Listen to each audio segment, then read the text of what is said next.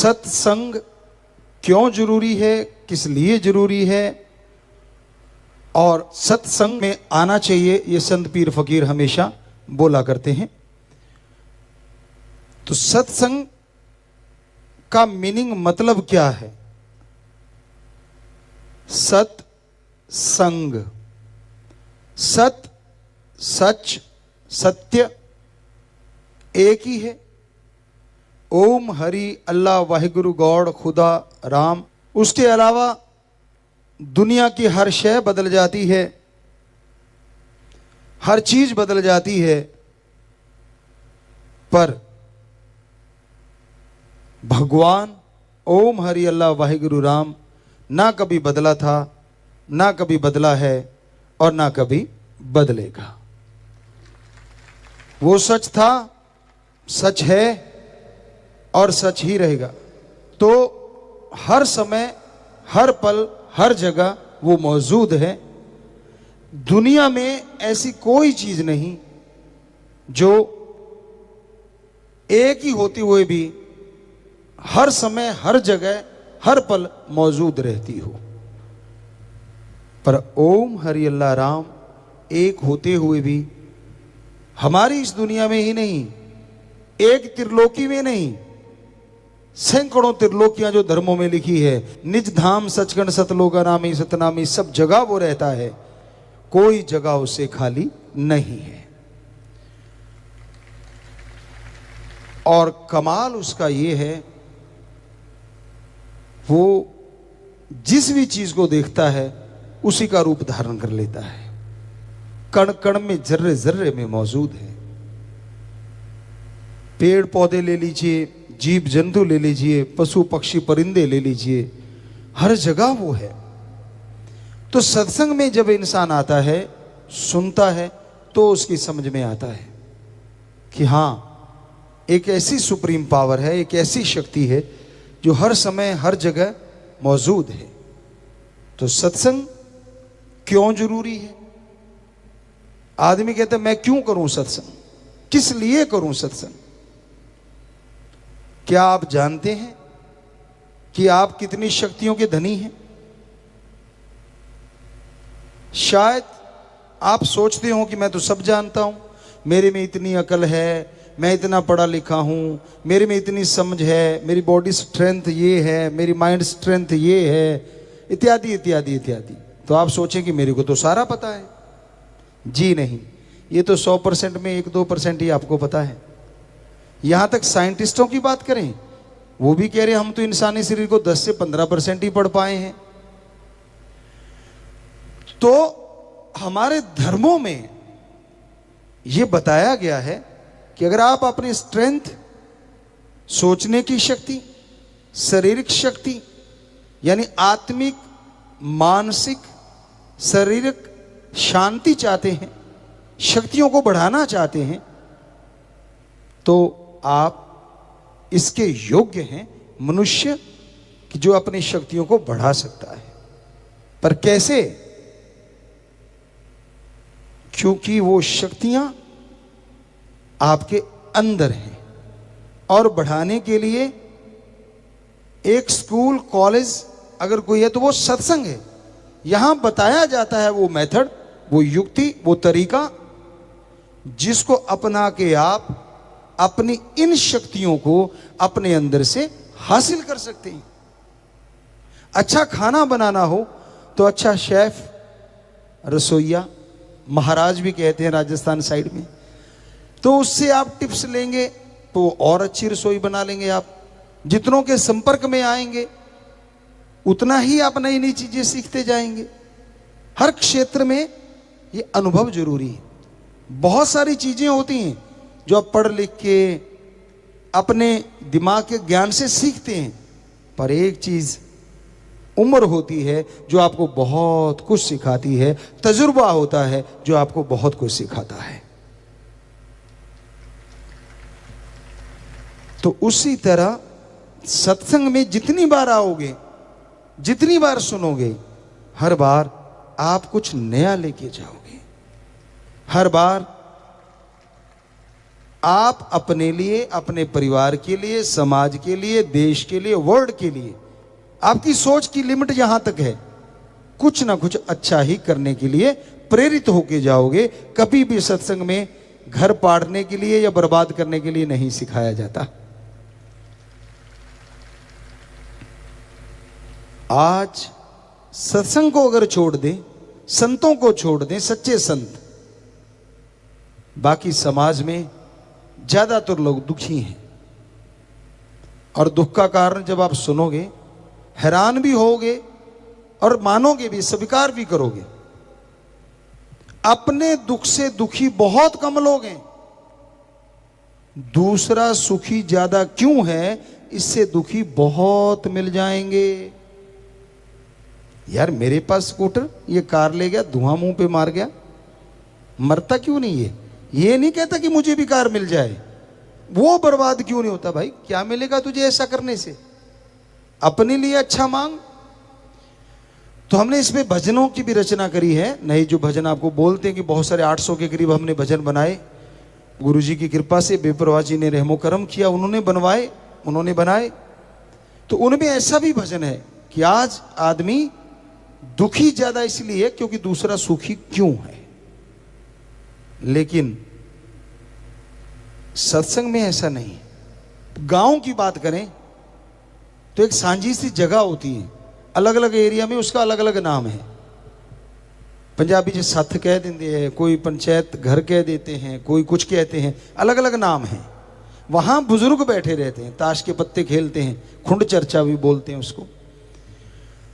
तो वहां अगर कोई गिरता पड़ता नौजवान आता है नशे में धुत शाम के टाइम, तो एक आधा सवाल उठता है, यार देखना उधर, हमारी कानों सुनी बात आंखों देखी।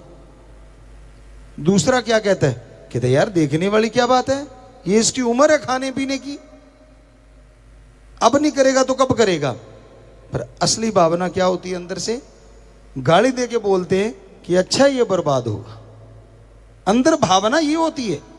और अगर कोई राम नाम की चर्चा सुनने जाता है, आप लोगों ने भी फील किया होगा या फेस किया होगा, हाथ में बैग है, वो बैठे लोग क्या कहते हैं, तीसरे दिन उठा के चल पड़ता है बैग सा, क्या ले लेगा, घर में बच्चे भूखे मरेंगे।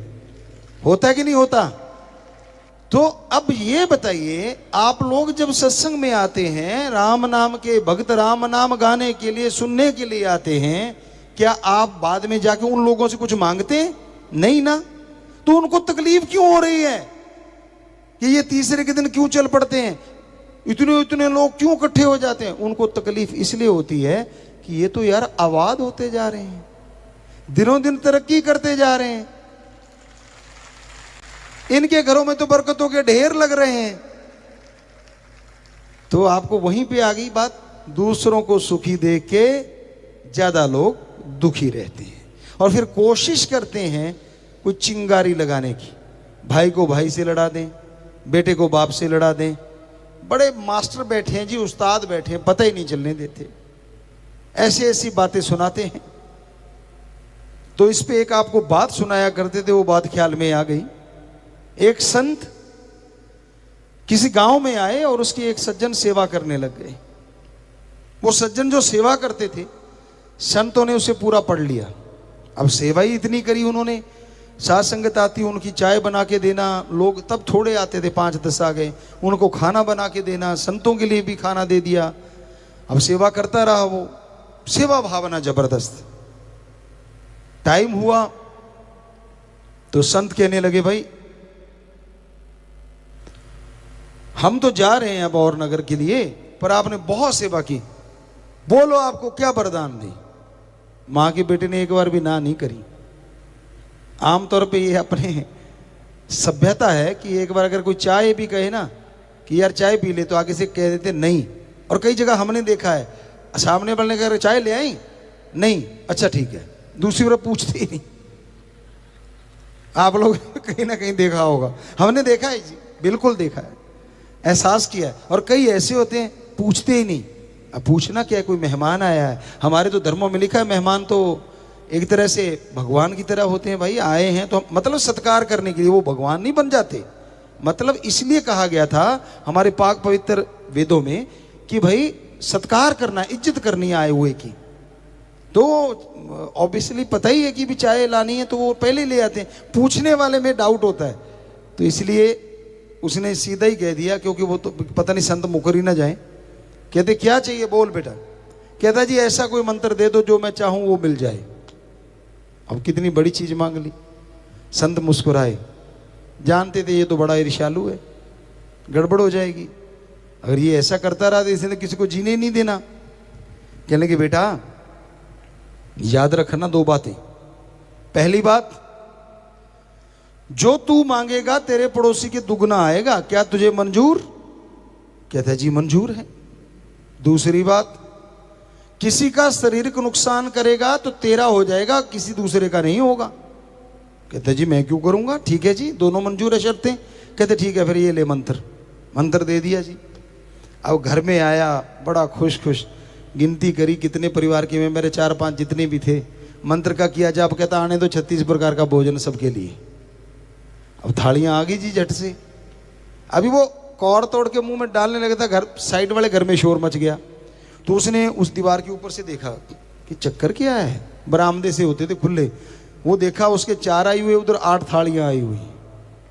पिस्सू तो पड़ने शुरू हो गए। जो सेवा करता मैं मर गया, ये बैठे बिठाए डबल ले रहे हैं। कोई नहीं, चलो भूख लगी थी, खाना खाया, खाना तो स्वादिष्ट होना ही था। अब गए भी रूहानी खाना था। बहुत खुश हुआ, सारा परिवार खुश हो गया। तो तब बैलों से खेती करते थे। कहता जी ऐसा है, मैं चलाता हूं, मेरा बेटा चलाता है, तो हमारे 2 नगौरी बैलों की जोड़ियां आ जानी चाहिए। अब वो खाना खा के बाहर निकला, देखा खूंटे पे 4 बैल खड़े हैं पूरे गजब के। बड़ा खुश हुआ। अभी आप जाके हाथ ही रखा था, देखा पड़ोसियों पे शोर मच गया। अब हाथ धीरे ही चल रहा था, क्यों पता था उधर शोर मचेगा। देखा ऊपर से दीवार के, उधर 8 बैल खड़े। पंगा पड़ गया यार। गालियां देके कहता है सेवा करता मैं मर गया, ये बिना वजह पंगा ले रहे। अब नहीं मंत्र का जाप करूंगा, ये कोई बात थोड़ा ना है। चुप हो गया, पर अंदर जलन। आपको अभी कहा था दूसरों का सुख देख के दुखी। अब आ गया बाहर, बाहर वाले कहते यार उदास सा दिखता है। कहते यार क्या उदास दिखता हूँ, बाद में कभी बताऊंगा। घर वालों ने जोर दिया कि यार तू कुछ और भी मांग ले। कहता चलो ठीक है। कहते ये देख घर देख अपना कितना गंदा हुआ पड़ा है। अब उसको मतलब जी करे मांगूं कि ना मांगूं, पता था होगा क्या। अब घर वालों ने प्रेशर प्रूशर डाला, मान गया। मंत्र का जाप किया। कहता जी आलीशान घर बन जाए। वसो देखा खाली जगह हुआ करती थी, जिसे नोहरा या बेहड़ा साइड में होता था, इधर घेर कहते हैं शायद यूपी साइड में। तो वो एरिया का था। देखा उधर तो वो महल बना खड़ा है। अभी वो उधर देख ही रहा था, पड़ोसी के 2 बन गए। कहता है इसीलिए तो मैं कह रहा था मत लो पंगा, हटे नहीं ना, वो देखो उधर। अब सारे चुप हो गए। कहता अब नहीं, अब मुझे तंग मत करना, कुछ नहीं मांगना मैंने। अब बेचारा चुपचाप। पड़ोसी बड़े खुश यार, कुछ किया नहीं कराया नहीं, ये तो बड़ा मजा आ रहा है। वो तो शोर मचाएंगी, नाचेंगे, आएंगी, उसको लगे जहर जैसे। क्योंकि ना मेरा कोई नाम, ना मेरी कोई वाह है, मेरी वजह से सारा कुछ ले रहे हैं और ये नाचे क्यों दे जा रहे हैं। हालांकि उन्होंने बेचारों ने उसका कुछ बिगाड़ा नहीं था। चला गया। कई यार दोस्त होते हैं, आपको कहा ना बड़े मास्टर होते हैं, आप जानते ही हो, कहने की जरूरत नहीं। तो वो दुनिया में गया और कहने लगा यार मेरे साथ तो बड़ी गड़बड़ हो रही है। कहने लगा क्यों, तू बड़ा उदास, और यार तेरे तो महल मूल पता नहीं तू कहाँ से रातों रात कौन सा जादू टोना कर आया। कहता कौन से महल। कहते नहीं यार तेरे खेत में बैल भी बड़े बढ़िया चल रहे थे। कहता मत पूछ यार। कहते तो भी वो संतों के की थी सेवा। कहते हाँ। कहता उन्होंने मुझे वरदान दिया, लेकिन पड़ोसी के डबल हो जाता है। साइड पे ले गया, कान में कुछ फुसफुसाया। मास्टरों का काम ही होता है, अगलाई डब्बू को तकानते। उसका क्या जब बिगड़ना था। अब वो गया और जाके मंत्र का जाप किया। कहता हे भगवान, मेरे गेट के आगे एक कुआं लग जाए। अब उसके कुआं लग गया, पड़ोसी के 2 लग गए। कहता बन रही है बात। कहता यार सिखाया तो उसने बढ़िया है। संतों के वचन भूल गया। क्या, किसी का नुकसान, शारीरिक नुकसान मत करना। अब मंत्र पढ़ा और कहने लगा हे भगवान हमारी एक आंख फूट जाए। वो सारा परिवार की एक आंख फूट गई। अब उसने एक आंख से देखा हो क्या रहा है, होना क्या था। वचन थे संतों के कि अगर तू किसी का शरीर का नुकसान करेगा, तेरा हो जाएगा, पड़ोसी का नहीं होगा। तो जरा सोच के देखिए, अगर आज ये वरदान पूरी दुनिया में हो रहा हो तो क्या होगा? आंख तो नहीं बचेगी किसी की। एक बुरा ना बना लेना भाई, सारे एक जैसे नहीं होते। बहुत अच्छे लोग भी हैं, बहुत नेक लोग भी हैं, पर ये बात से आप एग्री जरूर होंगे कि दूसरों के सुख को देख के जलने वालों की गिनती ज्यादा है। हकीकत में है ये बात। तो सत्संग में आओगे तो समझ आएगी। अरे मांगना है तो अच्छा मांग लीजिए। किसी की कार देखते हो, ये मांग लो मेरे लिए आ जाए, और मेहनत करो। ये क्यों कहते हैं कि वो उल्ट जाए उसकी कार, पलट जाए उसकी कार? अच्छा मांगो, नेक चीज मांगो। पता तब चलता है जब आप सत्संग में आते हैं।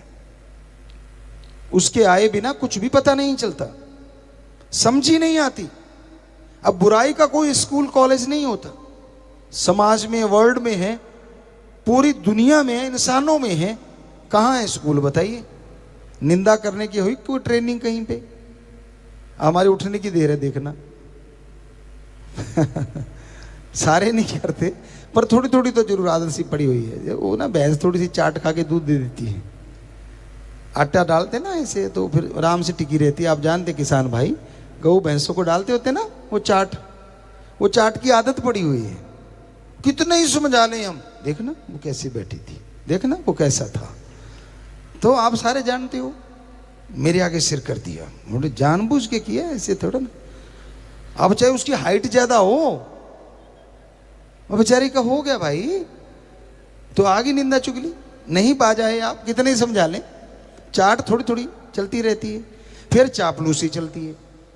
अब आपके पास आप बड़े अमीर हैं, राज पहुंच है, बड़ा ओहदा है, तो जी फिर मत पूछो। पंजाबी जी कहते कौली चट, बुरा ना मनाए भराओ। कोई निकल जाती है बात, मुंह में आया रहती नहीं, पहचान ही नहीं आती। आप कुछ भी बोलो, कई तो ऐसे होते हैं आपके बोल को गिरने नहीं देते। हाँ जी बिल्कुल ठीक है, आप जो बोल रहे बिल्कुल सही है। हम भी फेस करते हैं ये चीजें, हम कौन सा झूठ बोल रहे हैं। हम कुछ कहते हैं हाँ जी बिल्कुल, हमने कह रहे टिक भाई, अभी तो आधी बात हुई है, हमें पूरी तो कर लेने दे। तो ये चलता है। ये दूसरा ये हो गया। तो क्या चापलूसी की कहीं ट्रेनिंग है? कहीं निंदा चुगली के स्कूल हो, चापलूसी करने के कहीं स्कूल हो, बेईमानी करने के कहीं स्कूल हो, कैसे किसी की जेब काटनी है इसके कोई स्कूल हो? शायद थोड़ी ट्रेनिंग देते होंगे जेब काटने की, तो शायद।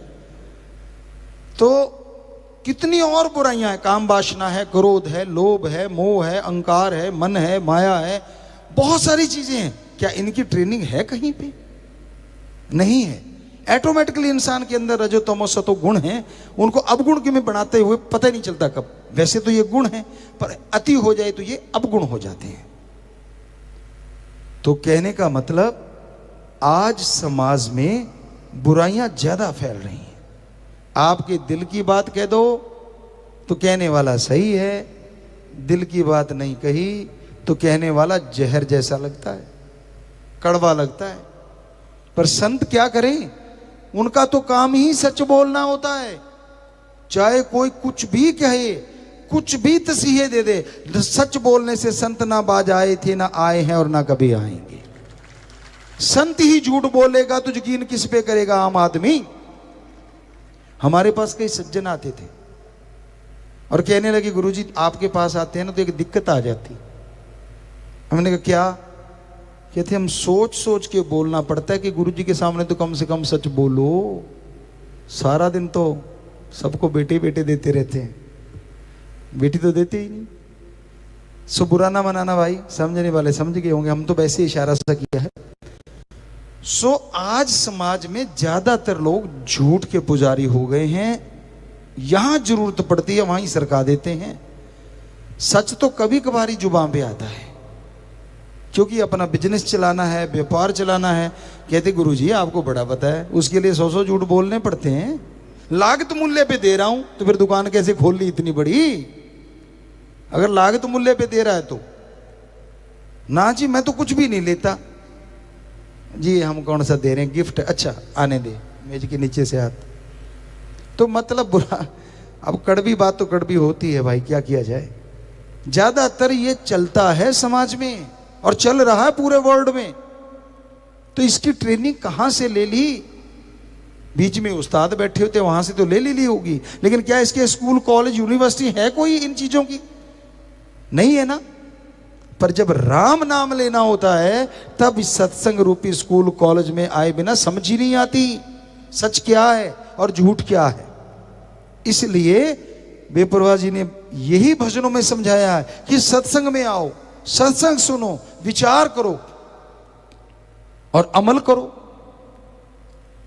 आप सुन ली आपने बातें, खुश हो लिए, कड़वी भी लगी होंगी भाई, करारी सी भी लगी होंगी और कईयों को बकबकी लगी होंगी, लेकिन कईयों को सही लगी होंगी। कई ओपन माइंड होते हैं, कई नैरो माइंडेड होते हैं। ओपन माइंड वाले को लगता है हाँ यार इसमें कुछ गलत तो कहा नहीं और हमें इसमें कोई लाभ भी नहीं है। यकीन मानिए हमने कोई दुकान नहीं खोली हुई भाई, ये सुनाने के बाद पल्ली बिछाएंगे या आपसे कोई पैसा लेंगे या कोई चंदा काटेंगे, ऐसा कुछ नहीं है। हम तो आपके सेवादार चौकीदार नौकर हैं और राम जी से अपनी तनख्वाह ले रहे हैं, और वो भी उनके इश्क की, उनके प्यार की, उनके मोहब्बत की। बस आप उनकी औलाद हैं इसलिए हमारी औलाद हैं। आप बिगड़ते हैं तो हमें दर्द होता है, आपकी तकलीफ आती है तो हमें दुख लगता है, इसलिए हम उस मालिक से दुआ करते रहते हैं हमेशा कि मालिक सबका भला कर, सबका अच्छा कर, किसी का बुरा ना करना, कोई भी क्यों ना हो, चाहे हमें गालियां ही देता रहे, कुछ भी बोलता रहे, हमारी जुबान से कभी भी ये वचन नहीं निकलेगा या तेरा बेड़ा गर्क हो या तेरा ऐसा कुछ हो ही नहीं सकता। हम तो यही कहेंगे कि मालिक तेरा भला करे। बेपुरा जी ने भजन में भी लिखा है कि राम का नाम जप ले। कल परसों हमने शायद एक भजन बोला भी था, अल्लाह है तेरा भला करे, राम तेरा भला करे, प्रभु तेरा भला करे, गॉड तेरा भला करे, वाहिगुरु तेरा भला करे। भाषा अलग है, बात एक ही है कि एक ही है भला करने वाला। ओम एक ओंकार, ला इलाहा इल्लल्लाह, अल्लाह ताला एक है जो द सुप्रीम पावर गॉड। सो एक ओंकार, तो कहने का मतलब वो एक शक्ति, एक ताकत है, उसका नाम लीजिए, वो आपका भला करेगी, वो आपको स्ट्रेंथ देगी, विल पावर देगी, शक्ति देगी, जिसके द्वारा आप बुलंदियों को छू सकेंगे हर अच्छे नेक काम में, हर भले काम में। पर वो आपकी सोच फैमिली तक सीमित है तो उनमें आपको तरक्की, थोड़ा सा बढ़ गए समाज तक आ गए, वहां की तरक्की के लिए कुछ ना कुछ आइडियाज आते रहेंगे, और बड़े हो गए तो देश की तरक्की के लिए वो भी आइडियाज आएंगे, और भला सोचने लगे तो कहते ना एक ही कुटुंब है पूरा वर्ल्ड, हमारा धर्म कहता है, तो फिर पूरे वर्ल्ड के भले के लिए भी सोच आएगी। और ये सोच जब आ गई तो समझ लीजिए इंसानियत की चरम सीमा पे आप पहुंचे हुए हैं। बहुत ही अच्छी आपके अंदर गुणों का आवास बन गया है, निवास बन गया है, यानी गुण आपके अंदर आ चुके हैं। तो भाई सोच की बात यहां तक आप लिमिट रखते हैं, आपकी सोच है राम का नाम, ओम हरि अल्लाह वाहिगुरु गॉड, खुदा का नाम आपको उस सोच के लिए जरूर तरक्की देगा, भला करेगा आपका, आपको ताकत देगा। इंसान इंसान है, भगवान में कमी कोई नहीं निकाल सकता, इंसान में कमियां हो सकती हैं, इसमें कोई दो राय नहीं। सतगुरु में नहीं हो सकती, पीर फकीर संत सच्चे रूहानी सूफी नहीं हो सकती। दुनिया लाख कहे कुछ भी कहे, कबीर जी को क्या छोड़ा, श्री गुरु नानक देव जी महाराज को क्या छोड़ा, कितने संत पीर पैगंबर ले लीजिए आप, और आज उनकी वाणी को हर कोई नमन करता है, सत्कार करता है, इज्जत करता है। सो कहने का मतलब, बाकी आपसे अगर गलती हो जाती है, पर आपके अंदर हिम्मत दी है भगवान ने, खुद मुख्तियारी दी है, यानी खुद को अपग्रेड करने की या लो ग्रेड करने की मालिक ने शक्ति बख्श रखी है। आप चाहो तो अच्छे कर्म करके भगवान को भी देख सकते हो इस मृत्यु लोक में, और अगर चाहो तो राक्षस भी आपसे शर्मा जाए, वो आपके ऊपर निर्भर है। तो इसलिए संतों का काम सत्संग में बताना होता है, समझाना होता है, और ना किसी से बैर ना किसी से विरोध होता है, सबका भला मांगना, सबके लिए भले के लिए दुआएं करना उनका जिंदगी का मकसद होता है। सूफी संत रूहानी संत क्या होते हैं, समाज में रह के समाज का भला करना उनका कर्तव्य बन जाता है, क्योंकि भगवान की जो भी औलाद है उसको वो अपनी औलाद समझते हैं। संतों के कई प्रकार होते हैं। सुन समाधि में बैठे रहते कि जंगलों में जाके, वो भी संत हैं। ये नहीं कि उनमें कोई कमी है, अलग श्रेणी है। और कोई अलग तरह से, कोई अलग तरह से। लेकिन सूफी रूहानी संत का मतलब भी ये होता है कि वो जितनी भी प्रकृति है, प्रभु की बनाई सृष्टि है, वो प्रभु को अपना सब कुछ समझता है और इसलिए प्रभु की बनाई सृष्टि को अपनी औलाद की तरह समझता है। चाहे वो औलाद माने ना माने। औलाद तो आजकल अपने माँ बाप को नहीं मानती, आपने देखा ही होगा। अब तो कहने की सुनने की जरूरत ही नहीं है।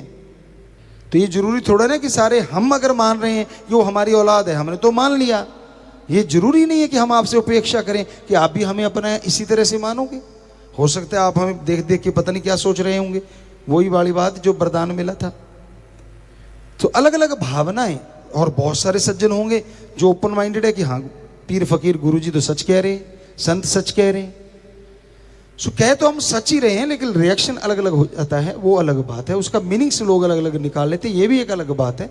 नजरिया अलग अलग होता है, ये तो सारी दुनिया जानती है। सके दो भाइयों के एक जैसे हाथों के निशान नहीं होते, आंखों के निशान नहीं होते, और ये छोड़िए एक जैसे नसीब नहीं होते, एक जैसे कर्म नहीं होते। एक ही मां के पेट में रहे और एक ही बाप के खून से बने, वो फिर भी अलग अलग।